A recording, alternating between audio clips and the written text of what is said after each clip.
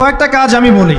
প্রথম কাজ হচ্ছে নিয়াত করতে হবে যে এই রমাজানটাতে আমি আমার সমস্ত গুনাহ মাফ করানোর চেষ্টা করব। কারণ নবী সাল্লাল্লাহু আলাইহি ওয়াসাল্লাম বলেছেন, সেই ব্যক্তির জন্য ধ্বংস যে ব্যক্তি রমজান মাসকে পেয়েছে কিন্তু তার গুনাহ মাফ করাতে পারে না। কে জানে এটা আমাদের শেষ রমাদান হতে পারে। আল্লাহ না করুক, আমরা দোয়া করি আল্লাহ পাক আমাদেরকে বেশি বেশি রমাদান দান করুক, বেশি বেশি লাইলাতুল কদর দান করুক।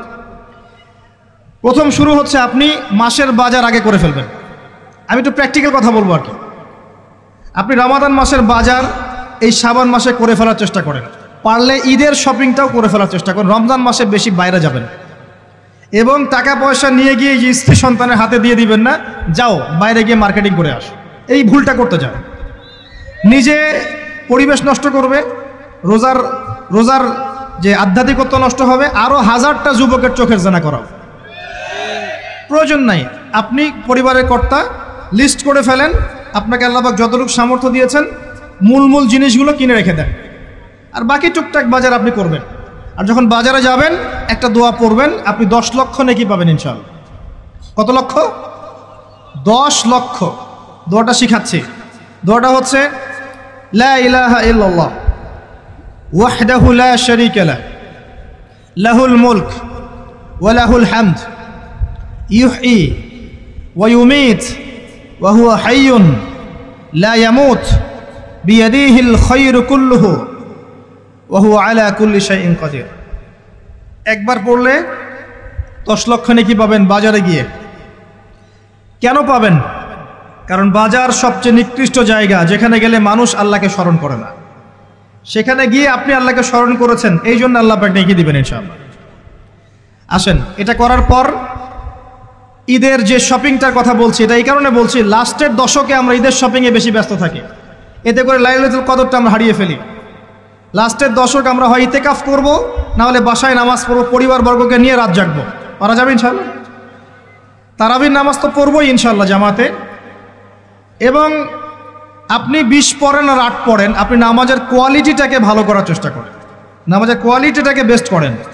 ধীরে ধীরে তেলাওয়াত করেন, ধীরে ধীরে রুকু সেজদা করেন, নামাজটাকে এনজয় করেন, সময় নিয়ে, টাইম নিয়ে, 2 ঘন্টা সময় লাগুক, 3 ঘন্টা সময় লাগুক, এনজয় করে নামাজ পড়েন। আল্লাহ পাক তৌফিক দান করুন। এরপর শেষ রাতে আবার ওঠেন, পরিবারবর্গকে নিয়ে নামাজে দাঁড়ান, একসাথে জামাত করে নামাজ পড়েন, পরিবারে নফল নামাজ পড়েন, বাসায় বরকত হবে ইনশাআল্লাহ। রাত জাগেন, বেশি বেশি দোয়া করেন, একটু তেলাওয়াত করেন, একটু জিকির করেন, তাসবিহ তাহলিল করেন, রাতটা কাটিয়ে দেন। শেষের দশকে মার্কেটে ঈদের শপিং করতে যায় না। ঈদের খুশি আছে, ঈদের আনন্দ আছে, ঈদে ভালো পোশাক পরবো, সব ঠিক আছে। এই খুশি কাদের জন্যে? কদ আফলাহা মান তাযাক্কা ওয়া যাকারা ইসমা রাব্বিহি ফাসাল্লা। কার জন্য ঈদের খুশি? যে ব্যক্তি রমজান মাসে আত্মশুদ্ধি অর্জন করতে পেরেছে, রোজা রেখেছে, যাকাত দিয়েছে, নামাজ পড়েছে, লাইলাতুল কদরে রাত জেগেছে, তারাবি পড়েছে, ইত্যাদি ইত্যাদি। এই ব্যক্তি আত্মশুদ্ধি অর্জন করেছে, এই ব্যক্তির জন্য ঈদের খুশি।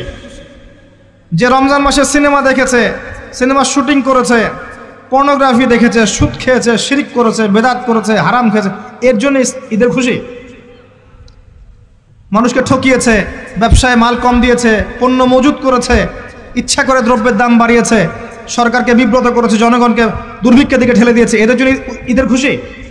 কখনো না। ঈদের খুশি তাদের জন্য যারা আত্মশুদ্ধি অর্জন করতে পেরেছে। আল্লাহ পাক বোঝার তৌফিক দান করুন, আমিন। এটা প্রথম টিপস দিলাম আপনাকে।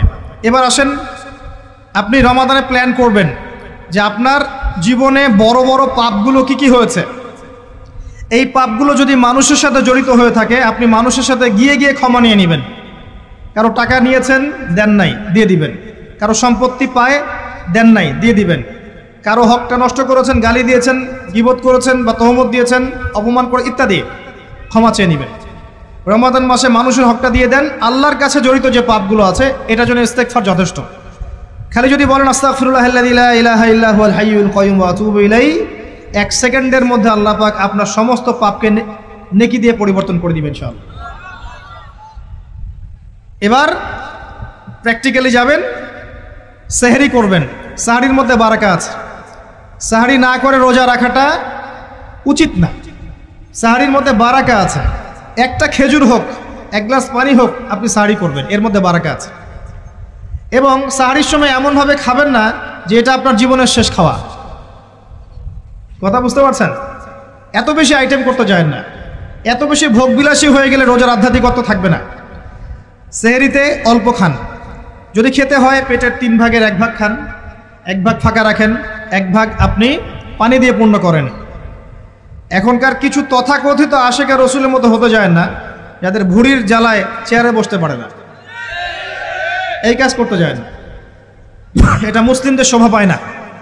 আমরা পরিশ্রমী জাতি, কর্মঠ জাতি, আমাদের এইসব শোভা পায় না।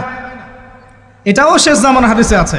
কি নাই আসলে, শেষ জামানে এক শ্রেণী মানুষ বের হবে যারা হবে সাকিল, একদম উড়িওয়ালা, ঠেস দিয়ে বসে থাকবে আরাম করে, এবং বলবে যে কোরআনে যা আছে আমি তাই মানি, হাদিসটা আমি মানি না, ইত্যাদি। আসেন, সাহরির পরে রোজা রেখেছেন, 5 ওয়াক্ত নামাজ জামাতে পড়ার চেষ্টা করে। খুব সিম্পল জিনিস, খুব বেশি কিছুর দরকার নেই আমাদের। 5 ওয়াক্ত নামাজ আপনি জামাতে পড়ার চেষ্টা করেন। বাসার থেকে ওযু করে বের হবেন, প্রত্যেক পদক্ষেপ হাঁটবেন, আপনার একটা স্টেপে একটা করে গুনাহ মাফ হবে, একটা নেকি লেখা হবে, মর্যাদা বাড়িয়ে দেওয়া হবে। একে 10 দিয়ে গুণ করা হবে, রমজান মাসে আরো 70 দিয়ে গুণ করা হবে ইনশাআল্লাহ। ফজরের নামাজটা জামাতে পড়লেন, নামাজটা জামাতে পড়ার পর আপনি বসে থাকবেন, কিছু সময় জিকির আজগার তাসবিহ তাহলিল করবেন। পারলে 1 পারা করে কোরআন তেলাওয়াত করবেন। রমাদান মাসে প্রত্যেক দিন 1 পারা করে কোরআন তেলাওয়াত করার চেষ্টা করবেন। 30 দিন 30 পারা, রমাদানে অ্যাটলিস্ট একটা খতম পারা যাবে, অ্যাটলিস্ট একটা খতম চেষ্টা করা যায় না ইনশাআল্লাহ। ফজরের নামাজ হয়ে গেছে, আপনি কোরআন তেলাওয়াত করেন। 1 পারা পড়তে সময় লাগবে আধা ঘন্টা, 40 মিনিট, কারো 1 ঘন্টা। এরপর সূর্য উঠে যাবে, উঠে গেলে পরে আপনি 2 রাকাত ইশরাকের নামাজ পড়বেন, নামাজটা পড়ে বাসায় যাবেন। আল্লাহর নবী বলছেন সাল্লাল্লাহু আলাইহি ওয়াসাল্লাম, আপনার আমল নামায় একটা কবুল হজ, একটা কবুল ওমরার নেকি লেখা হবে ইনশাআল্লাহ। এবার রেস্ট করেন, বাসায় গিয়ে রেস্ট করেন। যখন ঘুমাবেন তখন ঘুমের সুন্নাহগুলো আদায় করেন। সূরা ফালাক নাস ইখলাস পড়েন, ফু দেন, দিয়ে গা মাসাহ করেন, আয়াতুল কুরসি পড়ে ঘুমান, ঘুমের দোয়া পড়ে ঘুমান, ঘুমটাও নেকি হবে ইনশাআল্লাহ। এরপর হয়তো আপনি কাজে যাবেন, চাকরিতে যাবেন, বা ব্যবসায় যাবেন, বা আপনি শিক্ষাক্ষেত্রে যাবেন, ইত্যাদি ইত্যাদি। যে ক্ষেত্রেই যান না কেন আপনি মনে রাখবেন আপনি রোজাদার। যে ক্ষেত্রেই যান আপনি মনে রাখবেন আপনি রোজাদার। আমি কারোর সাথে এখন ঝগড়া করতে পারবো না, কারোর সাথে এখন মারামারি করতে পারবো না, আমি কারো গীবত করতে পারবো না, আমি মিথ্যা বলতে পারবো না, আমি মাপে কম দিতে পারবো না, আমি জনগণকে ঠকাতে পারবো না, আমি রোজাদার। এটা মনে রাখবেন। এটা মনে রাখলে পরে দেখবেন ইনশাআল্লাহ তাআলা আপনি আল্লাহকে পাচ্ছেন, আল্লাহর মারিফত পাচ্ছেন। খাচ্ছি না আল্লাহর ভয় না, পানি পান করছি না, স্ত্রী সহবাস করছি না, কার ভয়ে? আল্লাহর ভয় না। এত কঠিন কাজ করার পরেও রোজার নেকি পাওয়া যাবে না যদি রোজা রাখা অবস্থায় আমি মিথ্যা বলি, মাপে কম দেই, গীবত করি, সুদ খাই, জেনা করি, ইত্যাদি। নবী সাল্লাল্লাহু আলাইহি ওয়াসাল্লাম বলেছেন সেই ব্যক্তির পানাহার ছেড়ে দেয় আল্লাহর কিচ্ছু যায় আসে না, যে ব্যক্তি রোজা রেখে অশ্লীল কাজ করেছে। মা বোনদেরকেও বলবো, রোজা রেখে যদি বেপরদায় চলেন রোজার কোনো দাম নাই। রোজা রেখেও যদি এমন কাপড় পরে চলেন যেই কাপড় পরা না পরে একই কথা, ঢাকা শহরের ফ্যামিনিস্ট মেয়েদের মতো জিন্স আর গেঞ্জি পরে ঘোরেন, রোজা রাখা না রাখা আপনার একই কথা। এটা রোজা হয়নি, উপবাস হয়েছে, উপবাস। ইকোনমিক সেকশন আমরা যারা আছি, আমরা যদি রোজা রেখেও সুদ খাই, আমার রোজা রাখা না রাখা আল্লাহর কিচ্ছু যায় আসে না। আমরা ধর্মীয় ক্ষেত্রে যারা আছি, জানা অনুযায়ী আমল যদি না করি, দিনকে দুনিয়ার স্বার্থে ব্যবহার করি, আমাদের রোজা রাখা না রাখায় কিছু যায় আসে না। আমরা যদি মিথ্যা বলি, অন্যের গীবত করি, অশ্লীল কাজ করি, গার্লফ্রেন্ডের সাথে সময় কাটাই, ওর সাথে কফি খেতে যাই, ডেটিং করতে যাই, এই যে ফেসবুকের মাধ্যমে চ্যাটিংয়ে প্রেম করি, ইউটিউবে অশ্লীল ভিডিও দেখি, পর্নোগ্রাফি দেখি, ইত্যাদি ইত্যাদি, এইসব রোজা রাখা না রাখা আল্লাহর কিচ্ছু যায় আসে না। আমি হাত জোর করে বিনতি করছি ভাই, খাওয়া পান করা, স্ত্রী সহবাস ছেড়ে দেওয়ার নাম রোজা নয়, এটার নাম রোজা নয়, এটা একটা অংশ রোজার মাত্র। রোজা রেখে আল্লাহর যাবতীয় হারাম ত্যাগ করলে পরে রোজা হবে ইনশাআল্লাহ। এই কাজগুলো করার চেষ্টা করি, আল্লাহ পাক তৌফিক দান করুন। রোজা রাখা অবস্থায় আপনি বেশি বেশি জিকির করবেন। কি করবেন?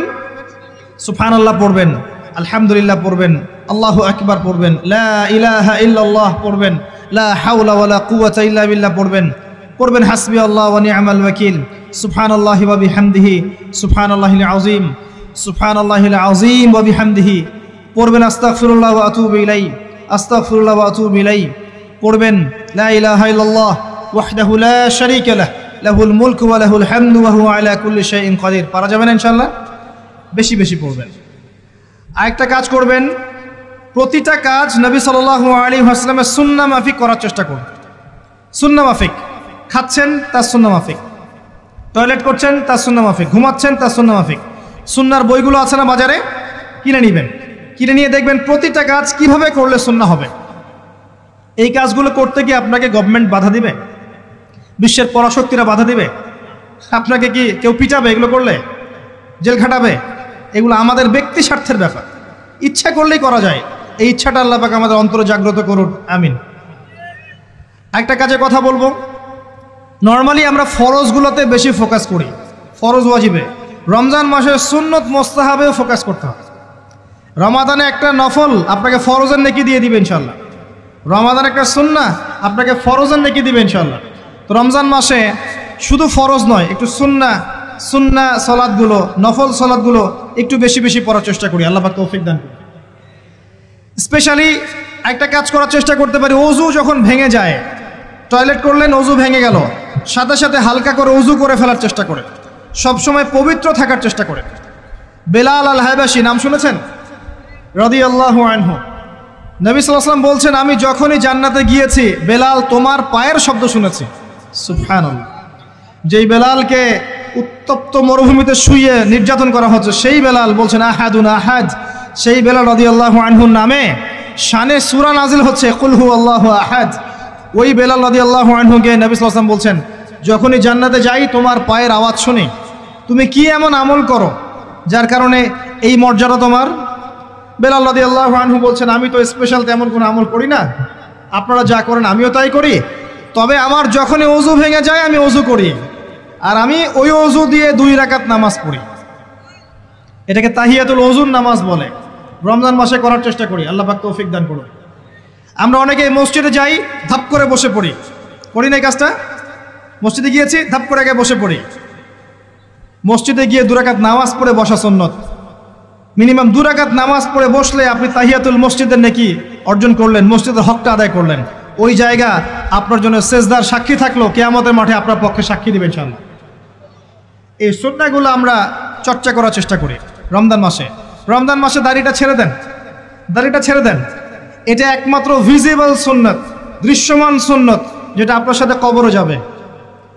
যখন কাফন দেয়া হবে তখন দেখা যাবে না আমার সাথে আর কোন কোন সুন্নাহ আছে, এই একটা সুন্নতই দেখা যাবে আমার সাথে কবরে যাচ্ছে। কথা কি বুঝতে পারছেন? আর এটাকে আমরা এখন যত পারি মেয়ে হওয়ার চেষ্টা করছি। নবীজি বলেছিলেন শেষ জামানায় ছেলেরা মেয়েদের পোশাক পরবে আর মেয়েরা ছেলেদের পোশাক পরবে। দেখবেন মেয়েরা এখন ফর্মাল পোশাক পরছে, জিন্সের গেঞ্জি পরে ঘুরছে, আর ছেলেরা ক্লিন শেভড। ছেলেরা মেয়েদের মতো গাল বানাচ্ছে। আর কোন সাইনের জন্য অপেক্ষা করছেন? নবীজি বলেছিলেন উঁচু উঁচু বিল্ডিং নির্মাণের প্রতিযোগিতা করা হবে। একবার এয়ারে ঢাকার কাছাকাছি আসবেন, এয়ারে তো সফর করেছেন আপনারা অনেকেই, যখন এয়ার ফ্লাই করে, টেক অফ করে বা ল্যান্ড করে, তখন ঢাকার কাছাকাছি, তখন উপর থেকে আপনি ঢাকাকে দেখবেন। কেন বলেছি this is the city of Akhiruzzaman, কেন বলেছি? নবীজি বলেছেন কিয়ামতের 2টা মেজর সাইন, 2টার মধ্যে একটা হচ্ছে আনতারাল হুফাতাল উরাতাল আলাতা রিয়াশা ইয়াতাতাওয়ালুনা ফিল বুনিয়ান। যখন সমাজের দরিদ্র শ্রেণীর মানুষেরা, যাদের পায়ে স্যান্ডেল ছিল না, গায়ে কাপড় ছিল না, এরা উঁচু উঁচু বিল্ডিং নির্মাণের প্রতিযোগিতা করতে থাকবে, ফান্তাজিরিস সাআহ, তখন কিয়ামতের অপেক্ষা করতে থাকবে। আজকে থেকে 100 বছর আগে ছিল এগুলা? 200 বছর আগে ছিল? সুবহানাল্লাহ। আর কোন সাইনের জন্য অপেক্ষা করছেন? তিনি বলেছেন শেষ জামানায় women will dressed but still they will be naked। মহিলারা কাপড় পরবে, তারপরেও তারা নগ্ন থাকবে। আপনি ঢাকার শপিং মলে যান, আপনি দেখেন। আর কোন সাইনের জন্য অপেক্ষা করছেন? শুধু ঢাকা কেন, গ্রামগঞ্জে ছড়িয়ে পড়েছে এগুলো, এখন গ্রামেও ছড়িয়ে পড়েছে। গ্রামে আরো বেশি দেখা গেছে মাশাআল্লাহ। গ্রামে গিয়ে আমরা হতভাগ, সুবহানাল্লাহ। গ্রামের মেয়েগুলা, গ্রামের মেয়ে ঢাকা শহরের মেয়েকে পার করে ফেলেছে। বাদ দেন, ওদিকে না যাই, ডিফারেন্ট টপিক। আমরা রমাদান মাসের সুন্নাহগুলো আমল করার চেষ্টা করি। তাহিয়াতুল মসজিদ আমল করার চেষ্টা করেন, তাহিয়াতুল ওযু আমল করার চেষ্টা করেন, বেশি বেশি জিকির করেন। এবার আসেন রমাদানে জাকাত হিসাব করবেন। জাকাত, আপনার জাকাত হিসাব করেন, কত টাকা জাকাত এসেছে। জাকাতের হিসাব জানেন তো? হ্যাঁ, 7.5 ভরি স্বর্ণ, রৌপ্য কত? 52.5 তোলা। আপনার এই চাষাবাদের ওসর আসে, ব্যবসায়িক পণ্য থাকলে, সঞ্চিত সম্পদ থাকলে সব কিছু হিসেব করে মুফতি সাহেব আছেন, কওমি মাদ্রাসার আলেমদের কাছে যাবেন, জাকাতের ক্যালকুলেশন করে নেবেন যে আমার এত টাকা জাকাত এসেছে। এভাবে জাকাতটা রমজান মাসে দিয়ে দেওয়ার চেষ্টা করেন।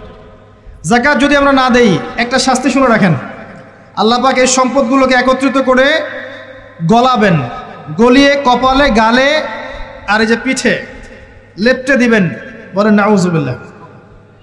এবং এটা একটা সাপের আকৃতি ধারণ করবে, সাপ গলায় পেঁচানো থাকবে, কপালে দংশন করতে থাকবে, বলবে আমি তোমার মাল 7 ভোগ করো, আমি তোমার মাল 7 ভোগ করো। কবর এটা হবে, আমরা চোখে না দেখলে ওটা সত্য। নবীজি দেখে এসেছে মেরাজের রাতে এগুলা। এরপরে জাকাতের একটা সুবিধা আছে, এটা আমরা বুঝাতে পারি না। জাকাত ইসলামিক ইকোনমিক্সের বেইস। জাকাত ধনীর সম্পদে গরিবের হক। যে গরিবের কাছে টাকা পয়সা নাই, আপনার টাকা ওর হাতে চলে যাবে, ও খেয়ে পরে বাঁচতে পারবে, এটাই জাকাত। বুঝতে পারছি? জাকাতটা না দেন, ও আস্তে আস্তে আস্তে আস্তে আরও দরিদ্র হতে থাকবে। এর উপর আবার সুদ আছে, আবার পেপার মানিও আছে। জাকাতগুলো দিয়ে দেন, আল্লাহর ওয়াস্তে জাকাত দিয়ে। অনেক মুসলিম আছে আমরা নামাজ পড়ি, জাকাত দেই না। অনেক মুসলিম আছে জাকাত দেয় না, নামাজ পড়ে। জাকাত অস্বীকারীদের বিরুদ্ধে আবু বকর সিদ্দিক রাদিয়াল্লাহু আনহু যুদ্ধ করেছিলেন, অ্যাজ এ আমির, রাষ্ট্রের পক্ষ থেকে যুদ্ধ করেছিলেন। আল্লাহ পাক আমাদেরকে জাকাত আদায় করার তৌফিক দান করুন। ফসল থাকলে ফসল, এর ওসর আসবে, ওসর এটা দিয়ে দিবেন। সেচের পানিতে হলে এক হিসাব, আর আপনার বৃষ্টির পানিতে হলে এক হিসাব। রমজান মাসে বেশি বেশি দান সাদাকা করবেন, বেশি বেশি মানুষকে দান সাদাকা করেন। পণ্যের দাম কমিয়ে দেন, মানুষকে সাদাকা করেন। প্রত্যেকটা দিন 10 টাকা, 20 টাকা, 100 টাকা সাদাকা করতে চেষ্টা করেন।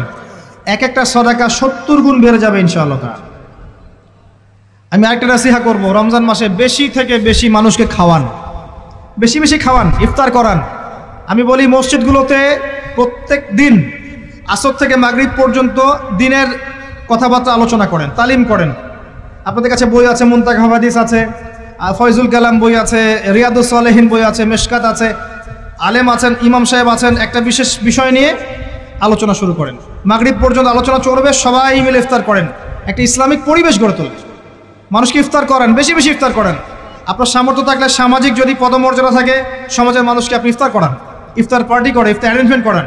পার্টি বলা ঠিক না, আসলে ইফতার মাহফিল বলতে পারি আমরা। ইফতার মাহফিল করেন বেশি বেশি, মানুষকে ইফতার। একজন ব্যক্তিকে ইফতার করালে ওই ব্যক্তির রোজার নেকি আপনি পেয়ে যাবেন ইনশাআল্লাহ। প্রজেক্ট করেন, ইফতারের প্রজেক্ট করেন, মানুষের টাকাগুলো নেন, সংগ্রহ করে গরিবদের মাঝে ইফতার বিলিয়ে দেন। 2টা পদ্ধতি হতে পারে, আমি নিজেও করবো ইনশাআল্লাহ তাআলা। 2টো পদ্ধতি হতে পারে, ডেইলি বেসিসে ইফতার দিতে পারেন, অথবা মাসের বাজার করে দেন। 1 মাসে কি কি লাগে, কতটুকু চাল, বুট, ডাল লাগে লিস্ট করেন, করে একটা ফ্যামিলিতে একটা প্যাকেট পাঠিয়ে দেন। দেখবেন পুরো ফ্যামিলি ইনশাআল্লাহ তাআলা রমজান মাসটা খেয়ে পরে বাঁচতে পারবে। এগুলো আমরা না করলে কারা করবে? অমুসলিমরা করবে। অমুসলিমরা করে করেই তো সবাইকে খ্রিস্টান বানাচ্ছে। কোথায় আছেন আপনি? সমাজ সেবা করে করে তো মানুষের ঈমান আমল হরণ করে ফেলছে, আর আমরা সমাজ সেবা করতে চাচ্ছি না। জি, আমরা গরিব মানুষের পাশে দাঁড়াচ্ছি না, ওরা গিয়ে দাঁড়াচ্ছে। দেখবেন মানুষ বলছে হ্যাঁ এই ধর্মটা ভালোই, আমি খ্রিস্টান হয়ে যাই। কত মানুষ যে খ্রিস্টান হয়ে যাচ্ছে আপনি জানেন? পরে বুঝবেন, যখন আমরা এই যে হাত বাঁধা, পায়ে পা রফুলে ইত্যাদি নিয়ে মারামারি করছি, কে কোন মাযহাব, কে কোন তরিকা, কার কোন ত্রুটি আছে, এগুলো নিয়ে আমরা সোশ্যাল মিডিয়ায় ঘাটাঘাটি করছি। এই সময়গুলোর মধ্যে এগুলো অনেক এগিয়ে গেছে। এরা আরও এসব এই খোরমা জিলাপি নিয়ে মারামারি করতে থাক, দেখবেন আস্তে আস্তে আস্তে আস্তে কোন দিকে চলে যায় পরিস্থিতি। গলার মধ্যে দড়ি দিয়ে ফাঁস লাগানো হয়ে গেছে, খালি টানা বাকি আছে। আরে এখন ঝগড়া করে বেড়াচ্ছে কোন আলেমের কোন সমস্যা। লাহুম কুলুবুন লা ইয়াফকাহুনা বিহা, আল্লাহ পাক বলেছেন সূরা আরাফ 179-তে। রমজান মাসে বেশি বেশি ইফতার করান, বেশি বেশি দান সাদাকা করেন। আর একটা কাজ বলে আমি শেষ করছি, রমজান মাসে পরিবারকে সময় দেন। পরিবারকে সময় দেন, পরিবারের হক আছে আমাদের উপরে। স্ত্রীকে সময় দেন, স্বামীকে সময় দেন, একসাথে ইফতার বানান। একটা পরিবেশ, একটা আনন্দ, একটা উৎসবের আমেজ যেন বিরাজ করে। ছোট ছোট বাচ্চাদেরকে রোজা রাখতে উৎসাহিত করেন, সবাই একসাথে বসে একটা বড় প্লেটে ইফতার করেন। বাচ্চারা যখন বড় হবে তখন বলবে ছোটবেলায় আমরা বাবা মার সাথে এভাবে ইফতার করেছি, সংস্কৃতি লালন করেছি।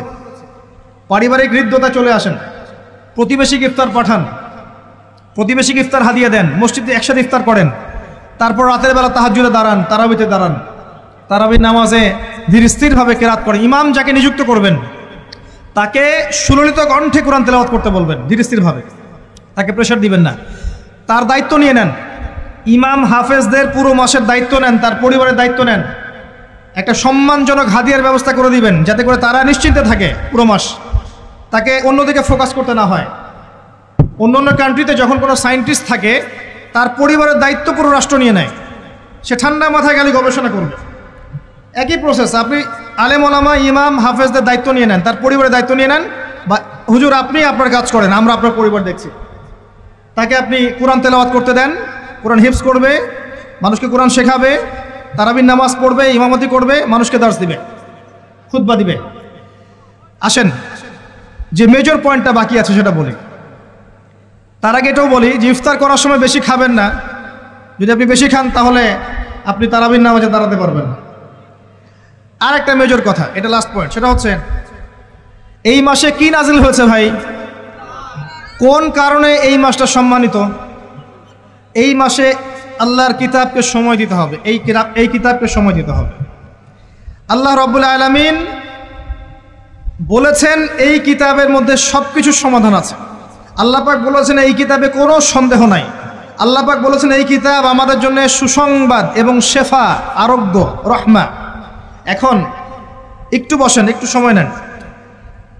এই কিতাব প্রথমত আপনাকে তিলাওয়াত করা শিখতে হবে। রমজান মাস আসার আগেই আপনি তিলাওয়াত করা শিখে ফেলেন। যদি না জানেন, রমজান মাসে পুরো এক মাস তাজবিদ শিখবেন স্থানীয় ইমামের কাছে। পারবেন না? এক মাসের মধ্যে কোরআন তেলাওয়াত শেখা সম্ভব, এক মাসে শেখা সম্ভব। বলছিলাম রমাদান মাস এবং লাইলাতুল কদরকে সম্মানিত করা হয়েছে একটা কারণেই, কারণ এই মাসে এই রাতে আল কোরআন নাজিল করা হয়েছে, এটাই কারণ। কোরআন কখন নাজিল হলো? যখন সমাজে সুদ আছে, মদ আছে, জেনা আছে, ব্যভিচার আছে, শিরক আছে, এরকম সমাজে প্রথম কি নাজিল হলো? পড়ো। প্রথমে নাজিল হয়নি শিরক করো না, প্রথমে নাজিল হয়নি যে সুদ খেও না, প্রথম আয়াত এটা ছিল না জেনা করো না, প্রথম আয়াত এটাও ছিল না মূর্তি পূজা করো না। হ্যাঁ, প্রথম আয়াত কি? ইকরা, পড়ুন। আল্লাহ পাক বুঝাতে চাচ্ছেন সমাজের জাহিলিয়াতকে দূর করতে হলে লেখাপড়ার কোনো বিকল্প নাই, এবং সেই পড়াশোনাটা হতে হবে আল্লাহর ওহির আলোকে। যে ওহিটা আল্লাহ পাক নাজিল করেছেন এর বেসিসে আপনাকে পড়াশোনা করতে হবে। এই জ্ঞানটা দিয়ে আপনি সমাজ সংস্কার করতে পারবেন ইনশাআল্লাহ তাআলা। এর সাথে উপকারী জ্ঞানগুলো কি নিব না? অবশ্যই নিব। ওহির জ্ঞানের সাথে, কোরআন সুন্নাহর জ্ঞানের সাথে আমি ইতিহাসের জ্ঞান নিব, আমি পলিটিক্যাল সায়েন্সের জ্ঞান নিব, আমি দর্শনের জ্ঞান নিব, জিওপলিটিক্সের জ্ঞান নিব, প্রয়োজনে আমি সায়েন্সের জ্ঞান নিব, আমি কমার্সের জ্ঞান নিব, আর্টসের জ্ঞান নিব, মেডিকেল সায়েন্স পড়বো, ইঞ্জিনিয়ারিং পড়বো, সবই পড়বো। কিন্তু বেসিকটা কি হবে? কোরআন, সুন্নাহ, ইসলাম। এরপর আপনি ডাক্তার হন, ইঞ্জিনিয়ার হন, পলিটিশিয়ান হন, সামাজিক নেতা হন, প্রশাসনের ক্যাডার হন, আপনার জন্য মোবারকবাদ। আপনি যেখানেই যাবেন সেখানেই বরকত ছড়াবেন ইনশাআল্লাহ। যে পলিটিশিয়ানের ভিতরে তাকওয়া আছে তার দ্বারা দুর্নীতি সম্ভব না। যে প্রশাসনের কর্মকর্তার ভিতরে তাকওয়া আছে সে ঘুষ নিতে পারবে না, দুর্নীতি করতে পারবে না। যে আলেমের ভিতরে তাকওয়া আছে সে দিনকে দুনিয়ার বিনিময়ে বিক্রি করবে না। যে ডক্টরের ভিতরে তাকওয়া আছে সে ডাক্তার হবে, কসাই হবে না। যে ইঞ্জিনিয়ারের ভিতরে তাকওয়া আছে সে দেখবেন সত্যিকারের প্রকৌশলী হবে, সে কিন্তু চোর হবে না। ভিতরটা চেঞ্জ করতে হবে, ভিতরটা, এর নাম তাকওয়া। ভিতরটা চেঞ্জ করবে একটা জিনিস, আল্লাহর ওহী, কোরআন এবং সুন্নাহ, ইসলাম। এটা আপনার ভিতরকে পরিবর্তন করবে। আর আমরা অনেক বড় বড় কথা বলি অনেক সময়, কিন্তু মূল কাজটা হচ্ছে ভিতরটা পরিবর্তন করা। আমাদের সবার সাথে যার যার কলব যাবে, যার যার আমল যাবে। আল্লাহ পাক আমাকে কলার চেপে ধরে বলবেন না যে বাংলাদেশে ইসলামী খেলাফত কায়েম করে আসো নাই কেন, এটা আল্লাহ পাক আমাকে বলবেন না। আল্লাহ পাক বলবেন তোমাকে যে দায়িত্ব দিয়েছিলাম ওই দায়িত্ব ঠিকঠাক মতো পালন করেছো কিনা। আল্লাহ পাক এটা বলবেন না। বেসিকে আসেন, নিজের আত্মশুদ্ধি, এটা বেসিক। আলাইকুম আনফুসাকুম, নিজের নফসের খবর নাও, নিজের নফসটাকে পবিত্র করো। নিজের নফসের মধ্যে হিংসা ত্যাগ করো, বিদ্বেষ ত্যাগ করো, অহংকার ত্যাগ করো, রিয়া ত্যাগ করো, দুনিয়ার মোহ ত্যাগ করো। নিজের নফসের মধ্যে বেশি বেশি পরকালের ফিকির আনো, জিকির করো বেশি বেশি, কোরআন বেশি বেশি তেলাওয়াত করো, হালাল খাও, আদর্শ পরিবার গঠন করো, তাওহীদে থাকো, সুন্নতে থাকো, ইনশাল্লাহ হাসতে হাসতে জান্নাতে চলে যাবেন। একটা হাদিস আমি পড়েছি ফয়জুল কালাম বইয়ের মধ্যে, গতকালকে মাহফিলও বলেছিলাম, আপনাদেরকে বলছি। মাদ্রাসায় পড়ানো হয় ক্লাসিক্যাল একটা বই ফয়জুল কালাম, সবাই কিনতে পারেন, হাদিসের বই, চমৎকার কিছু হাদিস আছে। এখানে একটা হাদিস আছে আমাদের জন্য সুসংবাদ। নবী সাল্লাল্লাহু আলাইহি ওয়াসাল্লাম বলছেন, হে সাহাবীরা, তোমরা এমন একটা যুগের মধ্যে বাস করছো যেই যুগে কেউ যদি ইসলামের 10% ছেড়ে দেয় সে ধ্বংস হয়ে যাবে। সাহাবীদেরকে বলছেন, তোমরা এমন একটা যুগে বাস করছো এই যুগে ইসলামের 1/10 কেউ ছেড়ে দিলে সে ধ্বংস হয়ে যাবে। কিন্তু তোমাদের পরে এমন একটা যুগ আসবে যেই যুগে মানুষ যদি 1/10 ধরে রাখতে পারে, 10% ধরে রাখতে পারে, তাহলেই নাজাত পেয়ে যাবে ইনশাআল্লাহ। আমরা সেই যুগে আছি না? আমাদের চতুর্দিকে ফিতনা নয় কি? আপনার ঘরে ফিতনা, সমাজে ফিতনা, ইকোনমিক্সে ফিতনা, রাষ্ট্রে ফিতনা, বিশ্বে ফিতনা, ধর্মে ফিতনা, সবখানেই ফিতনা, ফাসাদ। আমরা সেই যুগের মধ্যে বাস করছি। আসুন, আল্লাহ পাক কোরআন নাজিল করলেন, প্রথমে পড়তে বললেন। তার মানে আল কোরআন এবং সুন্নাহ এগুলাকে পড়া শিখতে হবে। বড় বড় স্বপ্ন দেখার আগে আমাদেরকে বেসিক ঠিক করতে হবে, পড়াশোনা করতে হবে। আল্লাহ পাক আমাদের যুব সমাজকে পড়াশোনা করার তৌফিক দান করুন। রমাদান মাসে এটা নাজিল হয়েছে। আল্লাহ পাক সূরা বাকারায় বলছেন, শাহরু রমাদানাল্লাযী উনজিলা ফীহিল কুরআন। রমাদান সেই মাস যেই মাসে কোরআন নাজিল করা হয়েছে। কি জন্য নাজিল করা হয়েছে? হুদাল লিন্নাস। এই কোরআন হচ্ছে মানব জাতির জন্য হেদায়াত, নট অনলি ফর মুসলিমস।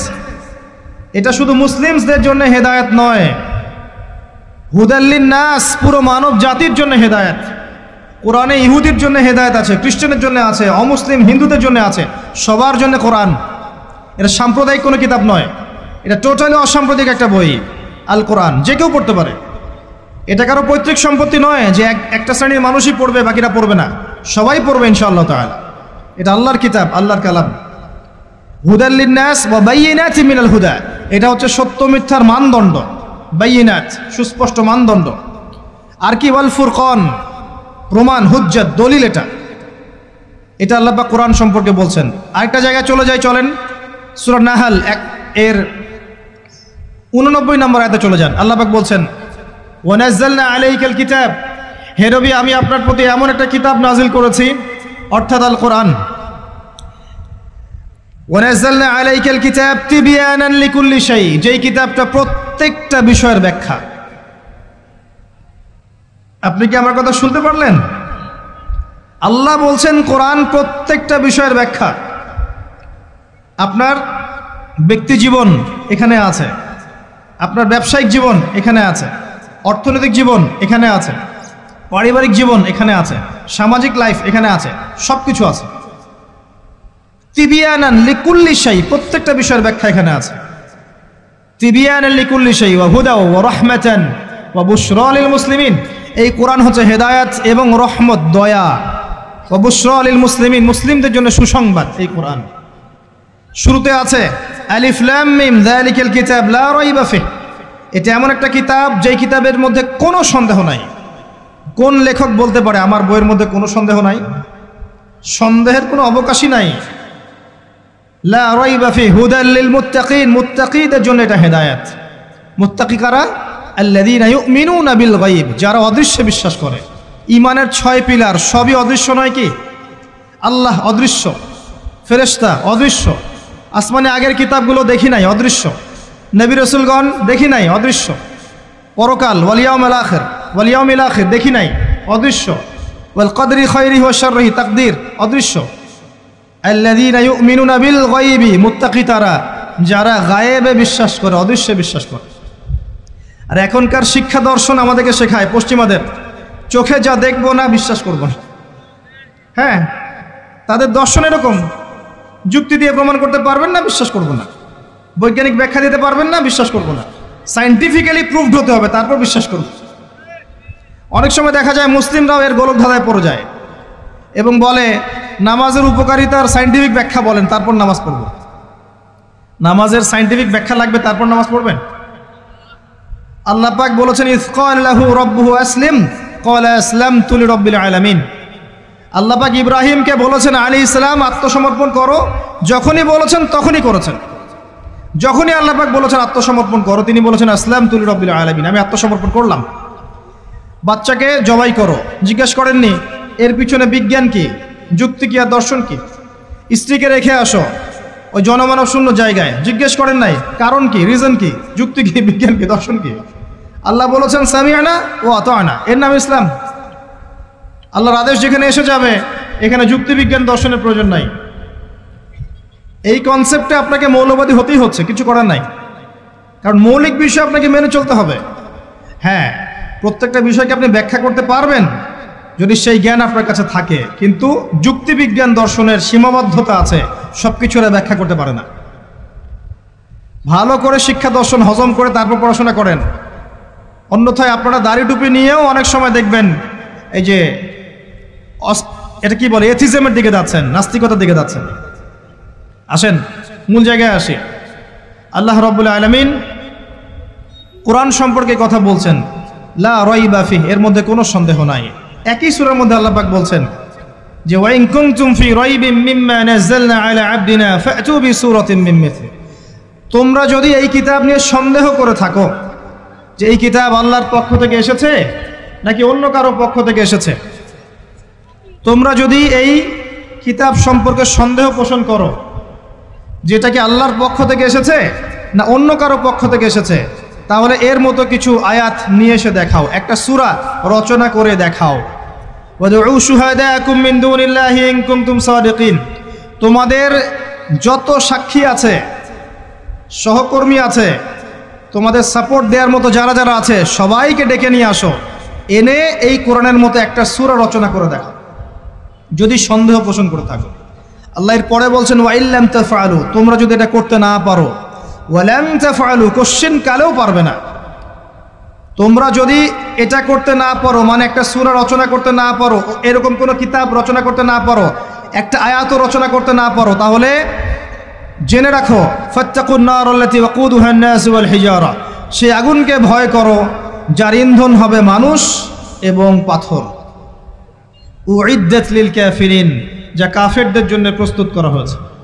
আল্লাহ পাক এই কোরআনটা নাজিল করেছেন কোন মাসে ভাই? রমাদান মাসে। আসেন প্রথমে বলে নেই আমরা রমাদানকে কিভাবে পালন করার চেষ্টা করব, এরপরে আসছি রমাদানকে কেমন করে কোরআনময় করবেন, এই দুইটা পয়েন্ট। এক নাম্বার, হতে পারে এই রমাদান আপনার জীবনের শেষ রমাদান হতে পারে। শয়তান আপনাকে তিনটা ধোঁকা দিতে পারে। শয়তান আপনাকে বোঝাতে পারে আপনি অনেক জানি, আমার জানার দরকার নাই। শয়তান বোঝাতে পারে আমার বয়স হয়ে গেছে, আমার দ্বারা হবে না। শয়তান বোঝাতে পারে আমার অনেক সময় পড়ে আছে, পরে শিখে নিব। আল্লাহর ওয়াস্তে শয়তানের ধোঁকায় পড়বেন না। এই মাসে কোরআন শেখেন, কে জানে আপনি আগামী মাস পান কিনা। কোরআন শিখে নেন, রমজান মাসে তেলাওয়াত করে শিখে নেন, কি পাবেন? কয়েকটা হাদিস বলছি। নবী সাল্লাল্লাহু আলাইহি ওয়াসাল্লাম বলেছেন এই কোরআন আপনার পক্ষে দলিল হবে অথবা বিপক্ষে দলিল হবে। হুজ্জাতুন লাকা ওয়া আলাইক, আপনার জন্য শাফিউল লি আসহাবি, এটা সুপারিশকারী হবে আপনার জন্য। প্রত্যেক হরফে আপনি 10টা করে নেকি পাবেন। কোনোদিনও আমি বলি নাই কোরআন তেলাওয়াত করলে নেকি হবে না। এই যে কাটছাট ভিডিও দেখলে আলেম ওলামাও ভুল মেসেজ পায়, এবং দেখা যায় একজন বরেণ্য আলেম হয়েও ভুল কথা বলতে শুরু করে। এই জন্যই বলি এর ক্ষতিকর দিক কত।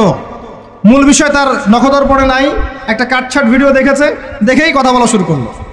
কিন্তু সে আলেম, তার জানা উচিত কাফা বিল মারই কাযিবান ওয়া হুয়া ইয়াকুল কুল্লামা সামিআ, একজন মানুষের জন্য মিথ্যাবাদী হওয়ার জন্য এতটুকু যথেষ্ট, যা শুনলাম যাচাই বাছাই না করেই প্রচার করলাম। ইয়া আইয়ুহাল্লাযীনা আমানু ইন জাআকুম ফাসিকুম বিনাবাইন ফাতাবায়ানু, কোনো ফাসিক যদি কোনো খবর নিয়ে আসে সেটা আগে তথ্য যাচাই করো, তারপরে কথা বলো। ইজতানিবু কাসীরাম মিনাজ যন, বেশি বেশি অনুমান থেকে বেঁচে থাকো। ইন্না বা'দা যন্নি ইসম, এগুলো আমরাই ভুলে যাচ্ছি এখন। আমি বলছি বারবার, স্পষ্ট করে বলছি, কোরআন তেলাওয়াত করলে প্রত্যেক হরফে 10টা করে নেকি হবে।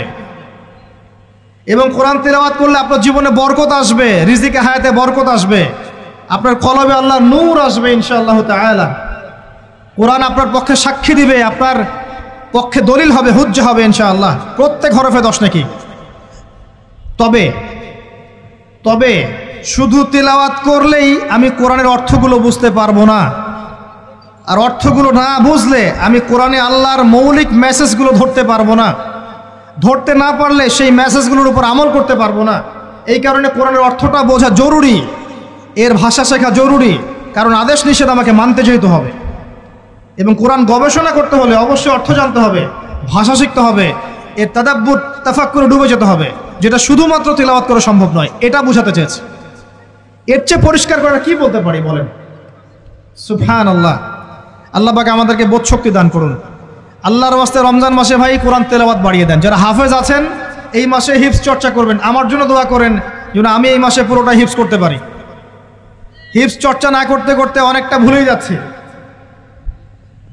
আসলে নবী সাল্লাল্লাহু আলাইহি ওয়াসাল্লাম বলেছেন, চর্চা না করলে কোরআন এত দ্রুত কলব থেকে বের হয়ে যায় যে একটা উটকে যদি ছেড়ে দেন সে যত দ্রুত চলে যাবে। আমাদের জন্য, আমার জন্য দোয়া করবেন যাতে কোরআনের হকটা আদায় করতে পারি। আল্লাহ পাক তৌফিক দান করুন, আমিন। এবং যারা হাফেজে কোরআন তাদের উচিত আরবি ভাষা এবং সাহিত্য জেনে তাফসিরগুলো পড়ে কোরআনের আয়াতগুলো কিনে একটু গবেষণা করা, আয়াতগুলো বোঝার চেষ্টা করা, আল্লাহ পাক কী বলেছেন কোরআনের মধ্যে বোঝার চেষ্টা করা, এগুলো জনগণকে বোঝানো। এবং এটা বোঝাতে আপনি উগ্র হবেন না, চরমপন্থী হবেন না, আক্রমণাত্মক হবেন না। আমরা কেউ কারো শত্রু নই, আমরা সবাই সবার বন্ধু, সবাই সবার ভাই। আমরা সবাই সবার ভাই, এক উম্মাহ, ওয়ান উম্মাহ নেশন। তাই আমরা কোরআনের মৌলিক মেসেজগুলো যুগোপযোগীভাবে সবার সামনে তুলে ধরব, উপস্থাপন করব, মানার জন্য ফোর্স করব না। যাকে আল্লাহ পাক হেদায়েত দিবেন সে মানবে ইনশাআল্লাহ, যাকে আল্লাহ পাক হেদায়েত দিবেন না সে মানবে না, তার হিসাব সে দিবে, আমার কোনো দায় দায়িত্ব নেই। আর সর্বশেষ কথা হচ্ছে, আল কোরআন এর মধ্যে অনেক আদেশ এবং নিষেধ আছে। রমজান মাসে আমরা যদি কোরআন পড়ি আর বুঝি কিন্তু কোরআনের আদেশ আর নিষেধগুলোকে ফলো না করি, না মেনে চলি, তাহলে আদতে কোরআনের হকটা আদায় হচ্ছে না। এবং এই কোরআনের মেসেজ আমাদেরকে মুসলিম অমুসলিম সবার দ্বারে দ্বারে পৌঁছে দিতে হবে ইনশাআল্লাহ তাআলা। যেভাবে কোরআনের দাওয়াতের ফলে, হাদিসের দাওয়াতের ফলে নবী সাল্লাল্লাহু আলাইহি ওয়াসাল্লাম আইয়ামে জাহিলিয়াতের সেই জাহিলিয়াতকে দূর করে আলোকিত সমাজ প্রতিষ্ঠা করেছিলেন, ইনশাআল্লাহ আজও সম্ভব এই কোরআন সুন্নাহর দাওয়াতকে দিয়ে আজকের সমাজে চলমান জাহিলিয়াতগুলোকে দূর করে আলোকিত বাংলাদেশ প্রতিষ্ঠা করা। আল্লাহ পাক আমাদেরকে তৌফিক দান করুন, আমিন। আমি আমার আলোচনা এখানে শেষ করছি, আজকে আর লম্বা করছি না। আপনারা কষ্ট করে এসেছেন, বসেছেন, আলোচনা শুনেছেন, আদবের সাথে বসেছেন, শৃঙ্খলা রক্ষা করেছেন। আমরা দোয়া করি আল্লাহ পাক আপনাদের সবার নেক হায়াত, হালাল রিজিকে আল্লাহ পাক প্রশস্ত করুন। আমাদের সবাইকে আল্লাহ পাক রমজানে পৌঁছে দিন, রমজানে বেশি বেশি রোজা রাখার তৌফিক দান করুন। রমজান মাসে আমাদেরকে আল্লাহ পাক যাকাতগুলো দিয়ে দেওয়ার তৌফিক দান করুন, বেশি বেশি জিকির আজগার করার তৌফিক দান করুন, কোরআনের হকগুলো আদায় করার তৌফিক দান করুন, প্রত্যেক দিন এক পারা করে কোরআন পড়ার তৌফিক দান করুন। এবং আমাদের পরিবার বর্গগুলোকে আল্লাহ পাক হেদায়েত দান করুন। আল্লাহ রাব্বুল আলামিন আমাদের প্রশাসন